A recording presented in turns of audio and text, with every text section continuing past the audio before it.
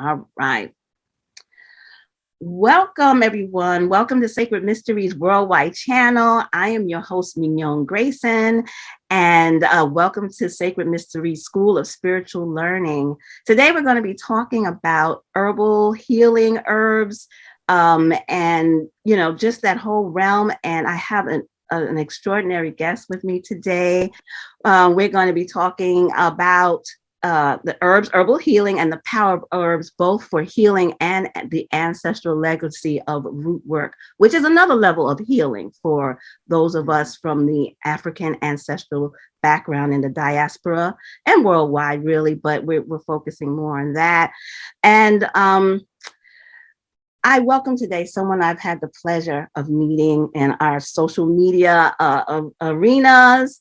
I was drawn to her when I started to hear her speak by her warmth, her love, her insight, her wisdom. And we, since then, we make sure that we touch base and keep in touch. I wanted to bring her on because she is an absolutely awesome woman.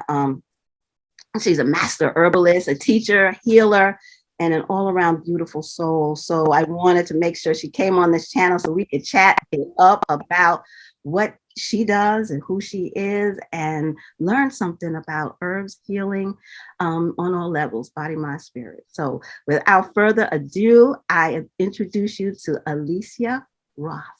Welcome, sis. Hey, Mignon. Thank you so much. That was a beautiful introduction. I hope I can live up to that. You are but that. Thank you so much. Thank you. I'm honored to be here. I love your energy as well. Every time we're in spaces together, I look for you. I love your energy. It's warming. It's inviting. It's very authentic. I feel safe. That's a plus for me. That's a plus for me. Oh, that's good, sis. I feel the same. So anyway, let's get started with learning more about you. Please share some of your beginnings as a healer and as an herbalist, your journey in general, coming to where you are now. Oh, goodness. This has been an amazing journey. I don't look like what I've been through. I think that kept popping up for me this morning when I was just thinking and reflecting and getting ready. I am, as far as I could go back, probably further, 5th generation herbalist in my family. My family is rooted out of Mississippi, out of the Delta, Lauderdale, Meridian, and out of Virginia. We are the place where most of our ancestors were enslaved. But I also come from a lineage of freedmen that were involved in Black Wall Street.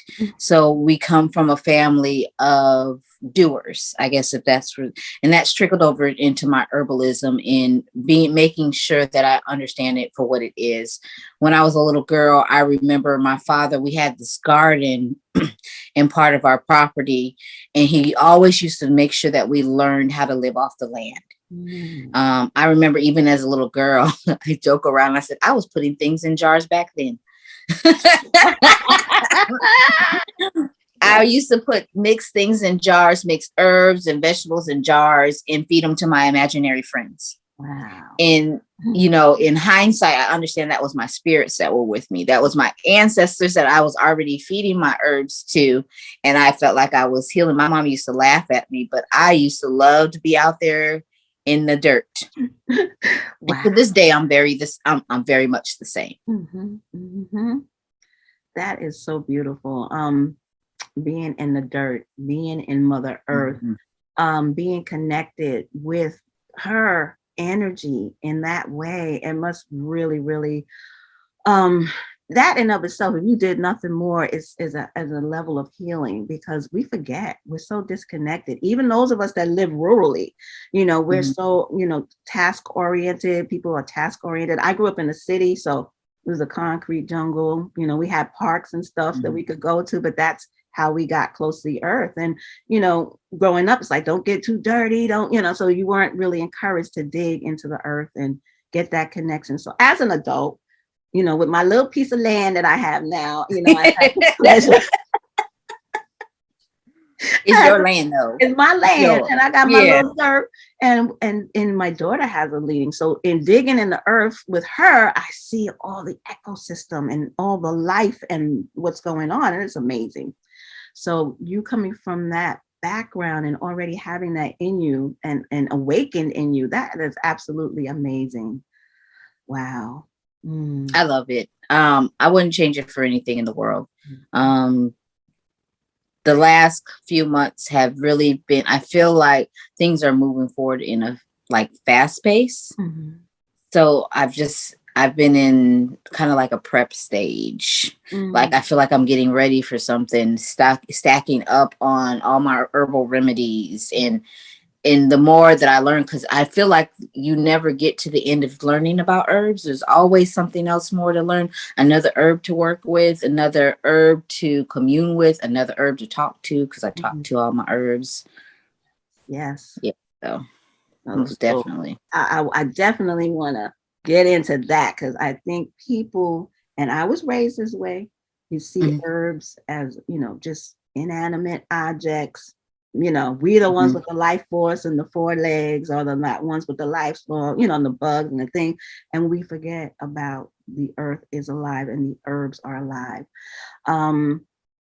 Yeah, so that goes into the next question about informing your work. What informs your work? Let's expound on connecting with the herbs in that way.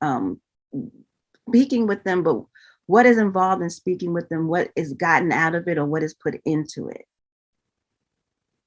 So it's like forming a relationship with somebody new.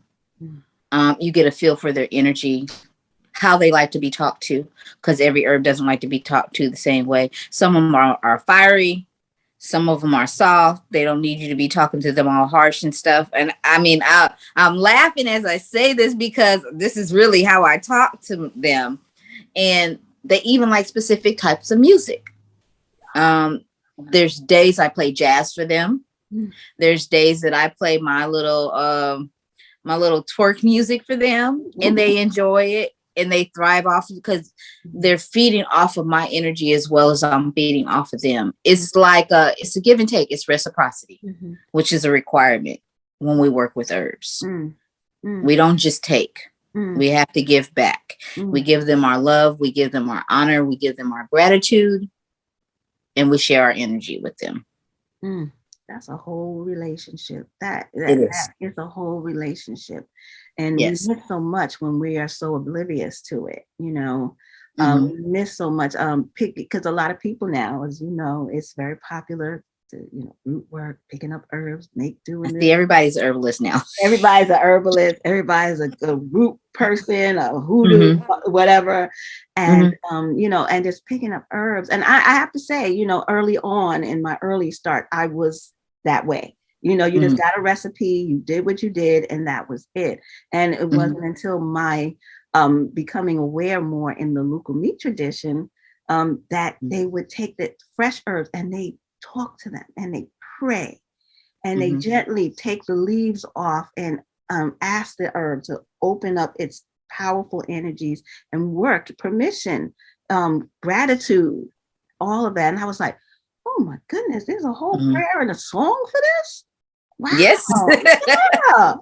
Okay. So that awakened me more to understanding and respecting. So I love that. I love that you're bringing, you're framing the whole idea of relationship building with all of the herbs that people want to work with. And, and then you ask permission, not only, and once you ask permission, you develop that relationship. And is there anything else that you would like to say about what informs your work as well as the relationship with the herbs that you develop? I would say community, the community around me, understanding that when herbs show up, it's either for me or it's for somebody that's coming into my life or somebody that's in my community that I need to speak to. So that's a large part of the work is the healing. And a lot of it starts with myself, before I push it out. So you know, understanding that aspect of it, how important the community around me is one of the biggest foundational parts of herbalism. For me, at least. That's how it's worked for me. And I started at home with my family. My family is my guinea pigs. They be like, they're like, here she go again. I'm like, you want to try this? They be laughing at me. I'm like, look, try it. Like, we need to know how this works, you know. Mm-hmm. Yes, I make sure I'm not trying to. They're like, what are you trying to give us? Because I'm always putting up something new. I'm like, just try it and tell me what you think, how it tastes, how it feels. That's how I will know. But yeah, it starts at home. It definitely starts at home in my community. Yeah, and I guess that is the motivation initially. Even it's like, you know, you're not feeling well, or you're feeling out of sorts, and you know, so you go and find that healing at first for yourself, and then your loved ones, and then it expands from there to your larger community. And now your offerings on myherbalmystic.com that I first purchased your herbs, and I've been buying herbs for decades. And I have to say that they're some of the freshest, best feeling herbs that I have encountered in a long time. And so I just want to put that out there. Oh my gosh, the energy from it. My daughter was also, she was like loving it because I got the red raspberry for her. And and she loves it. And anyway, I just want to put that out there. www.herbalmystic.com is has a wonderful plethora of herbs that you can get almost anything, even some hard to find stuff is on there. So you want to go there. But anyway, moving on. In thinking about healing, what is your perspective on the importance of including herbs? Because a lot of people, they'll do the shakes, and they'll do, whatever other yoga, physical things. They might do, raw juicing and different things like that for their herbal healing, vitamins, things like that. What does herbs bring in particular in terms of including that in people's healing regimen? Well, for me, being the fact that our bodies come from the earth, herbs are the foundation of healing. And in those shakes and those vitamins, herbs are the foundation. Even in basic prescriptions, we understand that they take herbs and they enhance them with chemicals. So if you look at it, it's the foundation of all. I'm not saying it's the only piece of your puzzle, but it's a very big foundational piece of your puzzle that you wouldn't want to. I don't think you should exclude it, not just as far as healing or being reactive, but being proactive and preventative. That's what herbalism is there for. And that's important. I'm glad you said that, preventative, because a lot of people, they'll run to the herbs when they're feeling ill. It's like, take this and take that and try to knock it out, boost up my immune system, and kick out stuff. But then, you haven't had the reason why that happened is because you didn't have your regular regimen of including things that help that heal, that keep you healthy and make you more healthy to that place of health and well-being. So that's very, very important, preventative. But that also leads to frustration, because I find sometimes people treat herbalism like prescription medications that happen overnight. So when they run to it when they're already feeling down or feeling ill, they expect it to happen fast. And that's not how herbalism works. Even when I'm consulting with somebody, we're looking at the root of the problem. We're not, and that fixes the symptoms. So we're not talking about just your headache. What's causing your headache? Where's your headache coming from? Is it spiritual? Is it physical? Is it a combination of both? Because two things can be true at the same time. And so when I see people run to herbalism when, I'm already ill or I already have a fever, well, there was some warning signs before that. We might have tried to get it ahead of time, so you have more time, to get the herbs into your system. So it's getting to the foundation of the issue. Yeah. And it teaches you patience. That's one thing about herbalism. It teaches you patience and discipline. Most definitely. So then what we're dealing then with is your constitutional root health formula. that you would develop through consultation, through knowing the earth, for someone that's knowledgeable as yourself. I know you do consultations as well, and you would identify those root causes to imbalances that would help bring that person to healthy status. And that's very core. And I remember hearing about that a while ago, finding out what your foundational issues are for your health system, and healing in that way, and dealing with that on a regular basis, because everybody's different. Mine might be different. I know, because it could be my root causes of what I've inherited genetically, and spiritually are what is my own stuff, so that I would get different herbs to heal myself, and someone else would have another set of formula that they would deal, and someone else, so it varies. So it's not a one size fit all type of system. Most definitely, yeah. Unlike we have like some common herbs that we can use. Those are typically the ones that you can use over longer period times, like rosebuds, hibiscus, lemon balm is fairly safe to use over a longer period of time. But then we have those more integral herbs that might be a little bit more complicated. And that goes back to what we were talking about, them giving you permission. We just don't go pick up everything. They have to give us their permission. They show up for us. Very real. Wow, that's serious. That's serious information right there. Because a lot of people run around here thinking that they could just pick up anything without the knowledge. They read something online. So heard somebody say something. Oh, you should pick up this herb. I'm getting, you get that advice. Yeah. Oh, you need to take, because I remember people were taking golden seal every day for years. There's a reason why golden seal costs as much as it does. It's not something that you want to take every day. It's kind of like the Ayurvedics. It's not something you need every day. It's not something you take every day. It's not something you take for a long period of time. It's more of like something that you would take to reset. And you don't need to reset all the time if you look at it that way. So just to reset your whole body, that's what golden seal would be for. Wow. Yeah, because I even experienced in my past someone that, I was following their particular healing system. This is back, we're talking way back, like the mid 70s. And one of his particular, he had a program where you did this every 2 hours, this herb, that meal, and everything. And as a cleansing program, a detoxing, it was phenomenal. But he kept certain things up, like golden seal. You had to drink that every morning.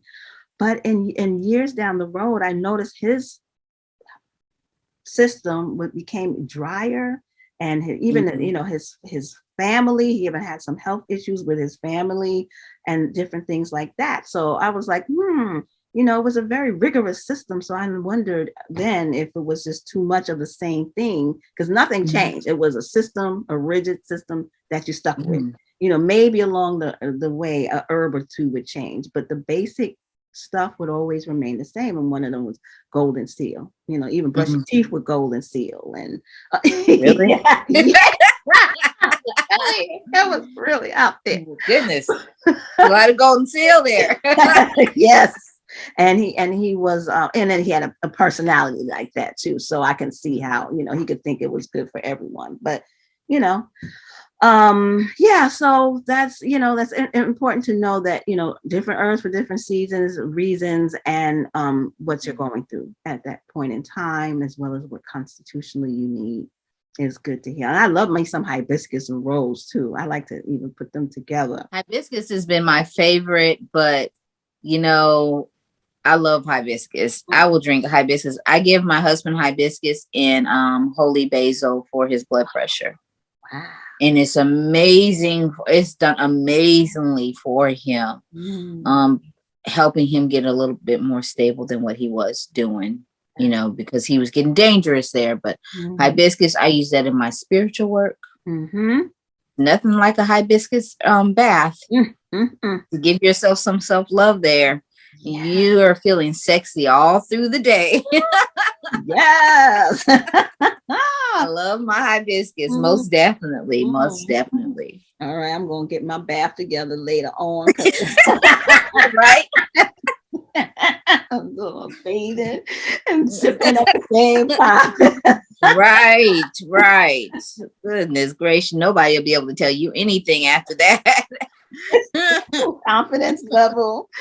Right. Yourself, there's nothing wrong with that. A lot of times, we need that. We need to We do. reignite that part of ourselves. And because I know as someone who's constantly, working or doing for others, sometimes you forget that you need to just, lay back and allow that feeling of beauty and sexy and love, for yourself as well as, for others to kind of let you, ride that energy for a while and invoke that energy. That's beautiful. What's the difference between most store-bought herbs and wild-crafted organic? Well, store-bought or herbs can be wild-crafted or organic. They get the seal that's certified organic, but the difference between wild-crafted organic is wild-crafted is just out there wildly grown. They haven't been touched. Those are the ones that you see in the field that you're out there harvesting.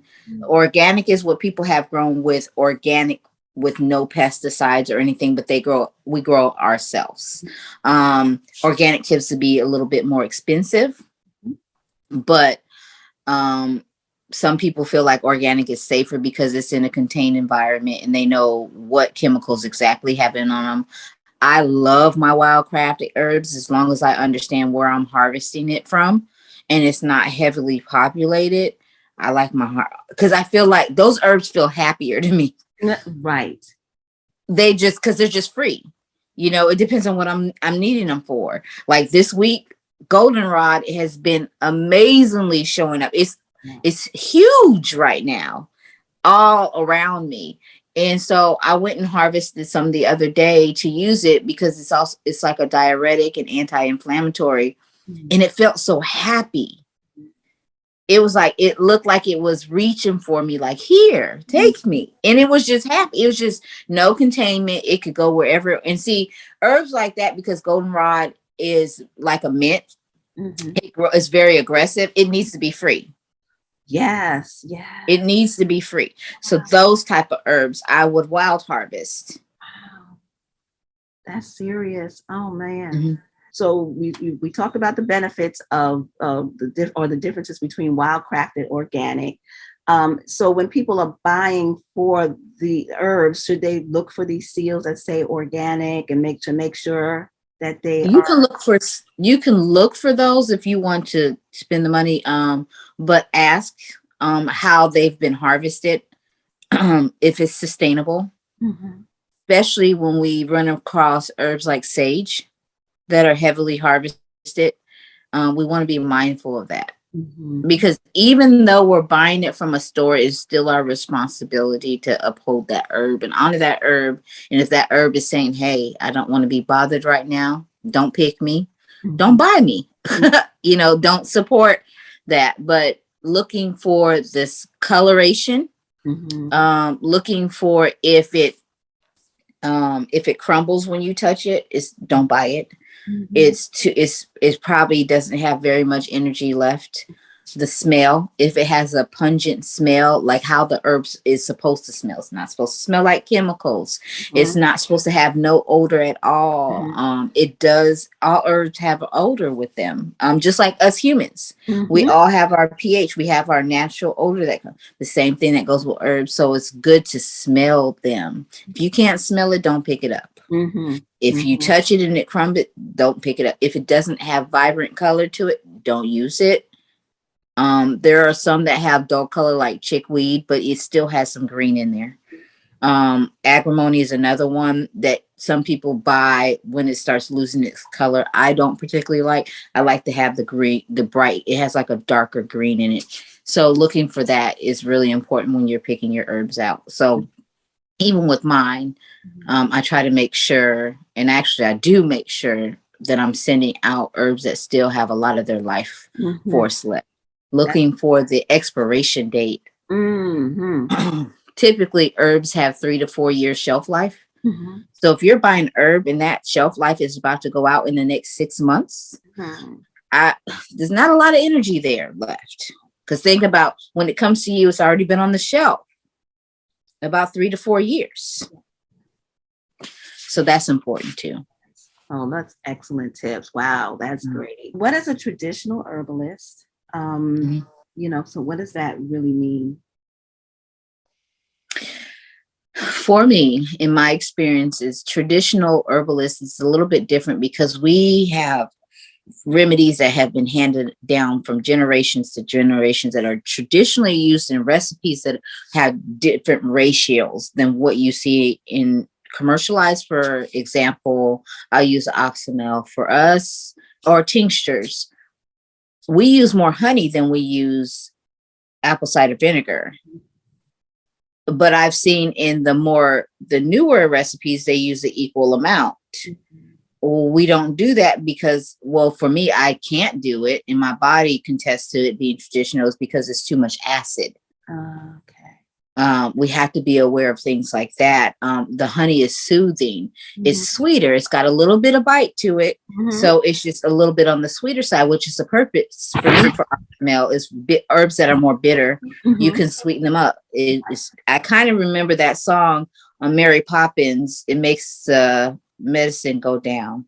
That's what I think of when I think of oxymel. It makes a spoonful of sugar makes the medicine go down. Yes. It's honey. So even with tinctures, our tinctures for me in traditionally, they're a little bit more potent because one, we use more of the herb than we use, and the alcohol ratios are different. We let them sit longer.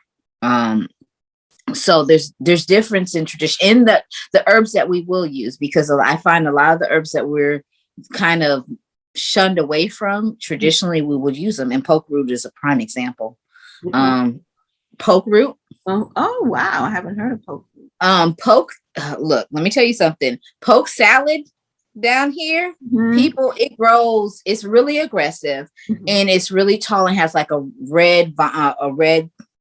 Right. But people make salad out of here, but you got to be very cautious because it's toxic. You got to know, you have to clean it, wash it again, cook it, strain it, cook it again, and that's your salad. But the root, we used to take the berries growing up and take one berry a day, and it cleanses your lymphatic system. Really? I know people that use poke root oil and rub it on your lymph nodes, even as a woman, and it helps your lymph nodes even when you're having your menstrual cycle, rubbing it on your lymph nodes around your pelvic area. That's traditional. That's what we've used to do. It's been done for generations. It's not going to change.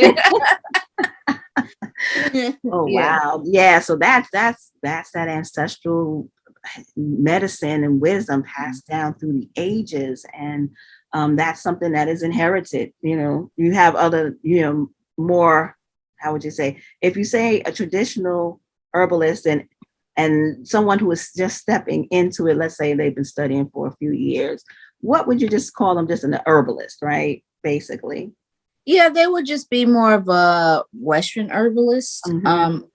That's what we pertain to them as. Yeah. So someone who wants to learn, what do you think are some of the steps that they can take to become an authentic, well educated and knowledgeable herbalist?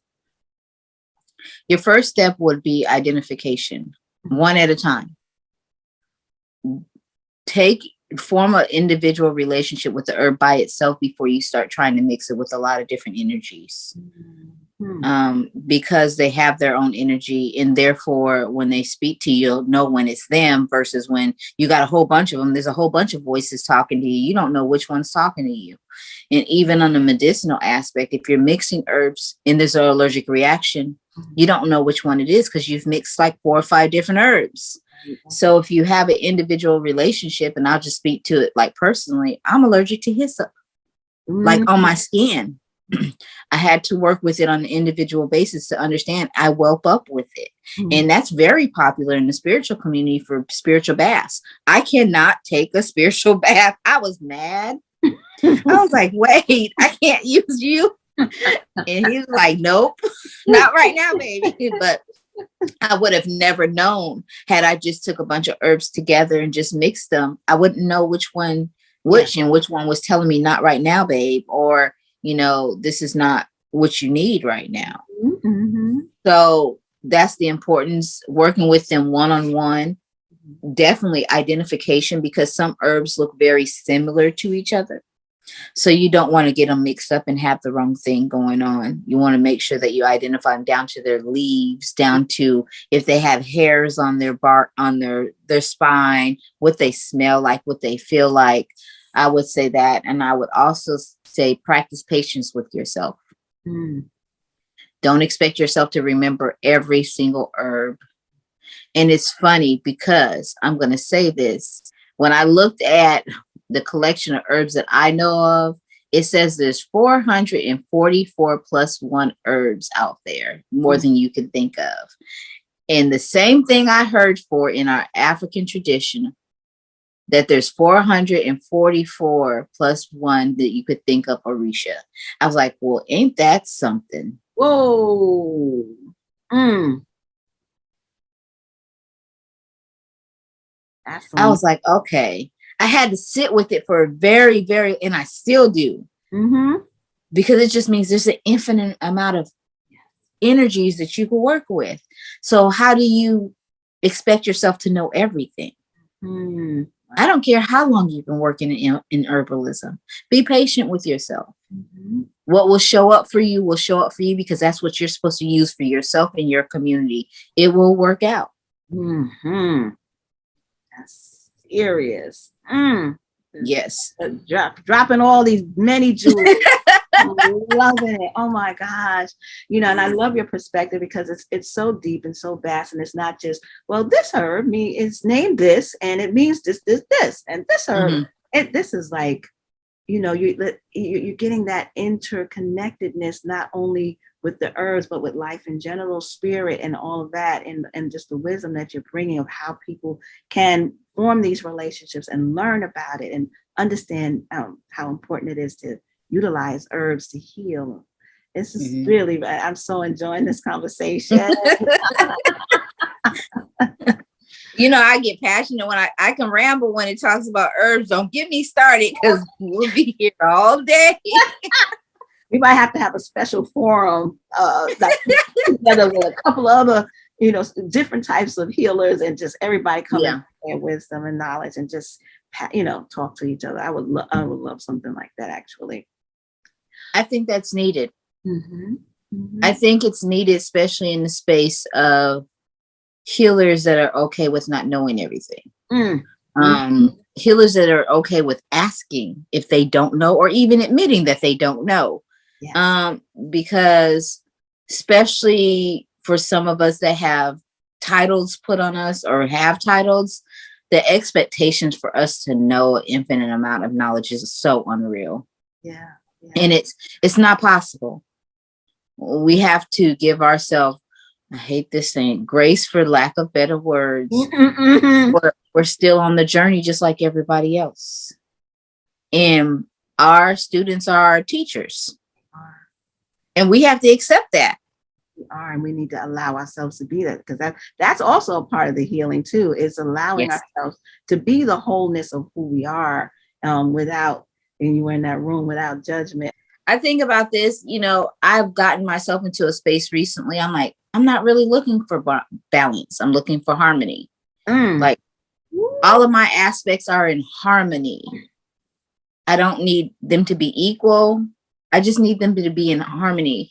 So if she wants to act more crazy one day, she's still in harmony with my grounded self. Like, you know how to teeter-totter here.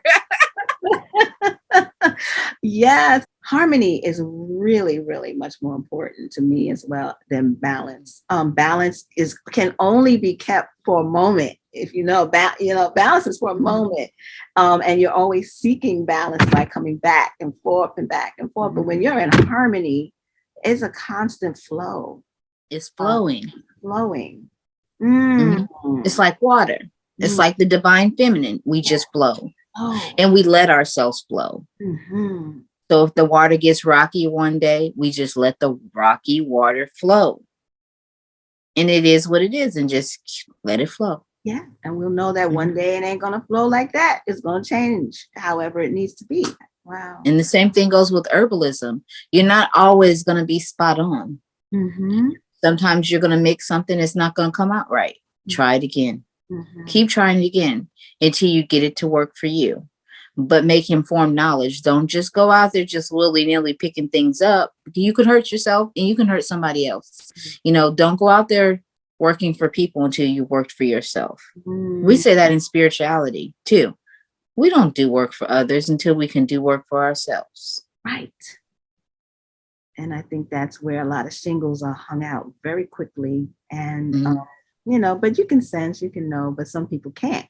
And then they get hurt out there with people who aren't ready. It's not that you can't, but you're just not ready. You got to do your homework. And you are your best first client, or subject of healing is you. What is involved when you have a client for healing, when you do your counseling sessions for the, I'm sure a lot of people are interested in how they can, what's involved in that, in recommending herbs for them, and, how do you assess what's involved in that process? Well, I have two different types of consultation. We have the medicinal consultation. Typically that's 30 minutes. Where we go over your history. We go over your concerns. We talk about your family's history a little bit to get an idea of the scope of your foundation of who you are. Then we go over if you're already taking supplements that are prescribed by your doctor. Of course, all of this, we need you to make sure that you're talking with your medical professional to get an idea of what you should and shouldn't be doing. And so we go over all of that before we come to a conclusion about what herbs are showing up for you. Because I am a spiritual person, those sessions actually are hard for me because spiritually herbs are already talking to me. So I'm trying not to turn it into a whole spiritual session, but I'm listening to when the client's talking about, these are my concerns. This is what's showing up for me. And then we talk about, okay, let's talk about the root cause. What's your eating like? What's your sleeping like? Are you taking enough water intake? Are you exercising? Those things come into play because along with the herbs, you have to be doing other things than just taking herbs. So, and making sure we check for interactions if you're already taking prescriptions. Because one of the herbs that has a lot of interactions is St. John's wort. And people love St. John's wort because it's an amazing herb during this period of time when there's a lot of stress and depression, but it has a lot of interactions. It'll stop a lot of other things from working. So you have to check for that. So I do have a pretty good chart of where I check against other prescription medicines if you should be taking something like a St. John's wort. We got to be aware of that. And then I give my suggestions. If they choose to do it, then but they have those herbs that show up for them. Now, the other consultation is longer. That is an hour long. That is the spiritual connection where the herbs show up spiritually for them. We talk about what's going on with you spiritually. We talk about what ancestors could be showing up for you. We talk about how to use the herbs if you want to use them in a spiritual aspect. That's the herbal connections and spiritual consultation. Those sessions for me are awesome. A lot of things show up. A lot of truths show up for yourself. And we just have an exchange. These sessions are not me talking at you. They're me talking with you. And at the end of them, you get an email summary so that you can go back and see, what we talked about. And it's always addressed so that later on in life, you can see where you came from if you kept it. I recommend after you deal with your issues, whether it's spiritually or medicinal, you burn it. Burn it and release it. Some people like to hold on to it, but the email is there if you decide to hold on to it. But those are the two types of consultations I do right now. Oh, wow. Okay. That's both of them sound really awesome. The extensive way in which you find out people's, where they're at and what's best for them herbally. as well as inform them they need to have other things working as well as not just herbs. Because some people do want to pour like a medicine. They feel like like the Western mindset is, oh, I'll do whatever I want to with my body, and I'll just use something to fix it.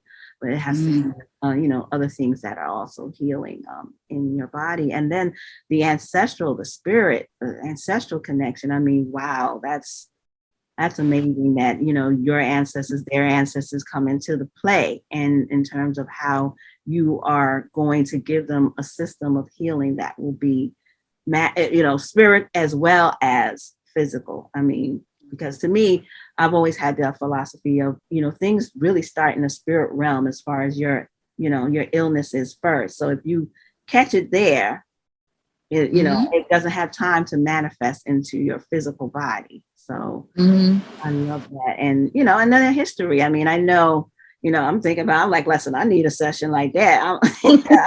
I'm my appointment. I think just understanding how important our ancestors are is also key. I didn't touch on it strong enough because my ancestors are in my ear right now. Like, don't forget about us. Because if it wasn't for them, I wouldn't be where I'm at as far as herbalism. And for most of us, it's the same. A lot of our ancestors were sharecroppers. They were farmers. They worked the land. Yes. They used these remedies. They carried around their mustard seeds. So understanding who your ancestors are, we have this saying, understand whose you are and who you are. And this is our path, and it comes through our ancestors. It's a partnership, so ancestors are very important. The more I learn about how vast my ancestors are, the more I understand. But understand, when you learn about your ancestors, don't lose your individuality too. Just understand that they are aspects of you in everything that they are. I don't care what kind of ancestors you have. They're still aspects of you, but you're still an individual. Yes. Too. That's right. Yeah. Wow. Okay. Now I was in, it was more or less like a little group discussion a couple of years ago, and this statement really stood out to me. And I never thought of this before in regards to plants. Plants are our ancestors, one of the most ancient sentient inhabitants of this planet before humans. As someone who works closely in this realm, how you feel about when you the statement? I think that would definitely be true, not just from an ancient point of view, but understanding how some of our ancestors have lost their blood into this land. They bleed into the herbs. It's the same thing with the trees, which you mentioned earlier. This is why we do work under the oldest tree. Her roots are there. That blood is there that was shed. Even when we lay our ancestors to rest, their bodies go back into the roots. They go back into the herbs. They go back into the trees. So they are our ancestors.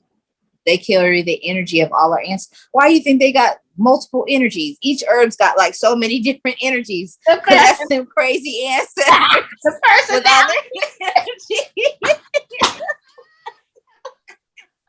That's right. You talk about us. Look at the herbs. I love it. Oh my gosh, I'll tell you, after this talk, I'm going to be seeing things in another way. I mean, yes. Listen, you have opened my mind even more, and I'm going to have fun. Yeah, you have fun. Because I talk to my herbs. I'm like, oh, you crazy today. What you going to do today? Oh my gosh, that was so much fun. And oh wow. And you see it in the kids too. The kids know. Children. Yeah. That's the most purest form. It's uninhibited, before the world gets a hold of them and tells them how they should be, just letting a child just roam the earth. And understand that this is a partnership. This is not a domination, because I think a lot of us have been taught that there's this hierarchy where we're dominant. Don't be tricked, because this earth is showing us right now, no, this is not what you think it is. So those children understand that, and there's that healthy respect for the earth at a young age. It just gets a little tainted, unless you have parents like myself and like yourself that allows them just to honor the earth as a partnership. Yes. So important. And you're right, this disruption that we've had these last couple of years and, has really shown, because as nature was left alone for a minute, you see how it has taken over so many different areas. And also, even before that, you can put as much, like growing up in the city, you can put as much concrete down as you want to. But that grass and those plants and those herbs are going to come up through the cracks. And the trees, the roots are going to crack the cement up from underneath. You will not stop nature. We are not the ones in control. It is a partnership. It is a family. It's a relationship. And we are to coexist here, and that's what a lot of ancient cultures already knew that, and that the Western culture, once it started to dominate everywhere, we lost touch with that. We did. We did. I think it's going to come back around, though. Whether we like it or not, it's going to come back around. Which, we know that we're here together. Even the earth as a whole, herself, she is a whole being with even her own mission to the divine and what the divine placed the earth here and to do. So she is her own being. And, if we start to mess up her plan, guess what? All she has to do is shake. I'm going to just stay out the way. I'm going to stay in my lane. I'm not doing anything. Okay. That's right. I'll play my part. That's it. They say play your position. So we talked extensively about a lot of different areas. Like I said before, I'm loving this discussion. I also just want to take a moment again to mention your website, www.myherbalmystic.com, and your offerings of all the plethora of herbs and other things that you have there, as well as the consultations for health, as well as ancestral medicine as well. Is there anything else you'd like to mention at this time about your offering? I'm on all social media platforms as My Herbal Mystic. The other aspect is the Black Herbalists United, that I love the form that we have on Clubhouse, where a congregation of us Black herbalists in the Black community come together and to form a support, offer each other herbal education. And we are about to roll out our growers exchange, where it's the practicing the law of reciprocity, where if I have some seeds or a tincture that you want, and you have something that I want, it's a bartering system. Because I do firmly believe that that's something that our ancestors believed in bartering. Yes. And it's coming back. We're going to have to start getting used to bartering again. So what better way to do it than what the earth has to offer? If I have hard to find seeds that you can't find, you might have something that I want. Well, let's exchange and be okay with it. So that's going to be rolling out as well. That'll be on the website within the next week or so. Just tying up some, and then we'll start offering memberships for people that want to be part of the growers exchange. That is excellent. That is so needed. Could you please provide us with your contact information that you'd like to share? Okay. Other than the website at www.myherbalmystic.com, we have email at info@myherbalmystic.com. You can contact me by phone at 704-659-6602. I am in the Charlotte, North Carolina area, so I offer local delivery for the area. You can contact me to set that up, or when you place your order online, it'll give you the option for delivery. If you're in the Charlotte area, I'm not going anywhere else, but those are my modalities of connection. I'm also on Clubhouse. I'm on Facebook. I'm on Instagram, and moving into Twitter. So those are the ways to contact me. Okay, great. And we're going to have all of the links to contact Alecia as well in the info section, in the description. So you'll be able to link up there as well. There was a statement that you have on your website, and I wanted to ask you if you wanted to talk about this a little bit. You say, I'm Hoodoo unapologetically Hoodoo. I am Hoodoo in love and respect, in creation and destruction. Okay, let me go into that. But I am a Black American. I am rooted here. I am born here. My family is the foundation of the Americas. We built this land. We are Hoodoo. Hoodoo is our churches. So that's who I am. There's nothing I can change. There's nothing to apologize for, because this land was built on the back of my people. I have nothing to apologize for. I have no place to leave to. This is me, you know. In everything, in every aspect of Hoodoo, everything's not love and light. We have duality. So in all the destruction that needs to come, I'm Hoodoo. In all the loving that needs to come, I am Hoodoo. Hoodoo is in our cooking. Hoodoo is in our fight. Hoodoo is in our survival for our community. And that's who I am. I am the Black community. I'm Hoodoo. That's what that means. So powerful. That's what that means.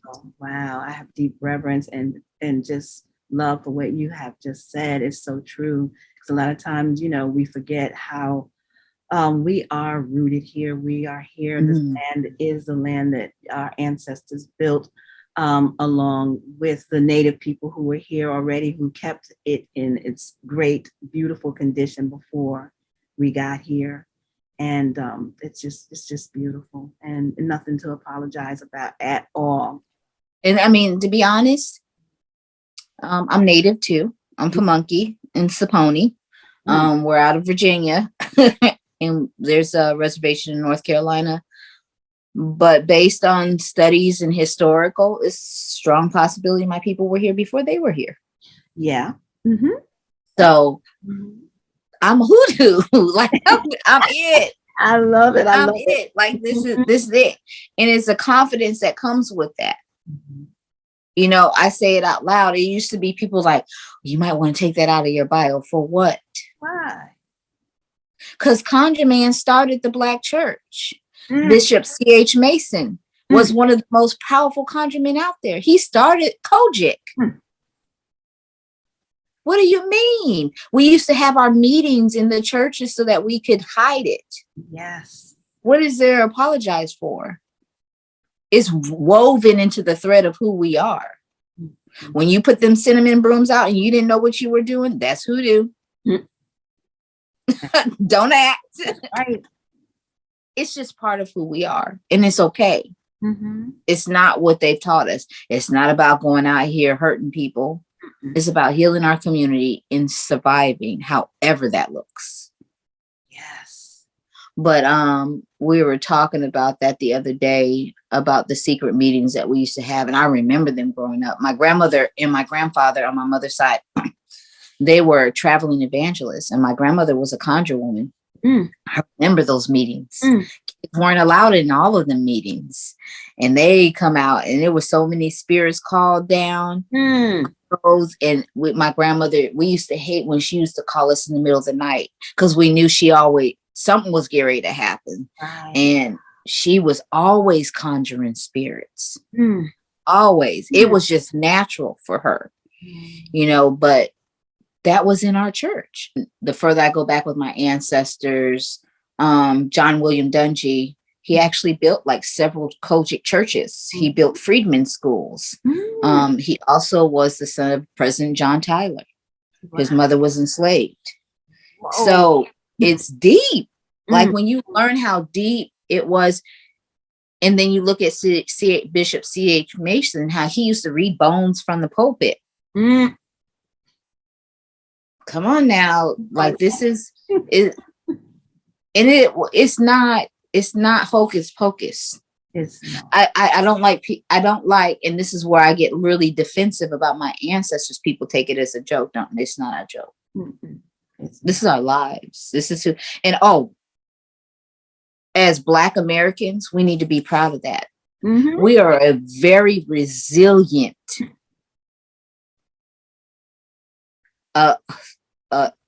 intelligent ethnicity. We're our own people. Yeah, I agree. Imagine all the energies that we have into us. Yes. Not to mention our African lineage. Or wherever else we come from. Yes. We're everywhere. Everywhere. Everywhere. Why wouldn't we be proud of that? Exactly.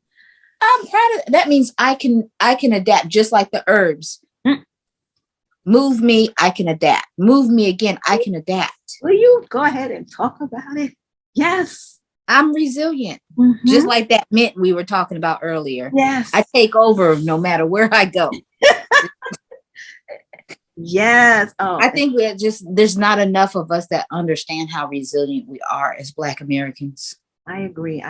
People don't, because of the external, viewpoint that has been, at the forefront. We even take that viewpoint on without discerning for ourselves, how did our people survive that? How did our people do it? They had to be resilient. They had to be super intelligent. They were ingenious. Okay. Yeah. And a lot of the things that we don't even know about that they contributed, because, people, other folks claimed whatever we make happen, it was their invention. It was their, thought. It was their plan, but it was not the case. I mean, I've had my ancestors identify that for me. They're like, listen, there's a lot of stuff that this country has moved forward upon in all industries based on the ingenuity of the African mind that was here and pressured and surviving. We had to make things work. We had to. So and we're still doing it, and we're still doing it. This is not in the past. We're still doing it. We built whole towns, sustainable towns. What's there not to be proud of? Thank you. Exactly. I am my ancestors. Every time I hear somebody say I'm not my ancestors, I'm like, you're right. Exactly. But I am. And me too, because I definitely, everything. I'm all of my ancestors. Oh. And it's amazing, and then I'm not going to carry along. I was one of my great grand aunts. Her name is Drusilla Dungy Hurston. She's a author, but her brother Roscoe also started the only Black newspaper in Oklahoma. Wow. They're part of Tulsa. I was wondering why I have such this integrated thing with pianos. Like, I learned playing piano when I was younger. Come to find out, she used to play pianos. Oh. She loved the piano. Oh my goodness. This is what I mean by we are our ancestors. And I was like, I love, every time I listen to jazz, when I hear the piano, girl, I just melt. People are like, you all right? I'm like, no, the piano's on right now. Piano, that's right. But I love to play it. That's my auntie in every way. And every time I venerate her, she comes through. Yes. Wow. She was an amazing woman. But it just goes to show. It does. And that's, and when I'm talking and teaching about ancestor reverence, that's one of the things I say. You have a plethora of ancestors that were expert in their arenas of things that they did in the world. Or if they weren't expert, they just loved it so much and did it well. You can call on them.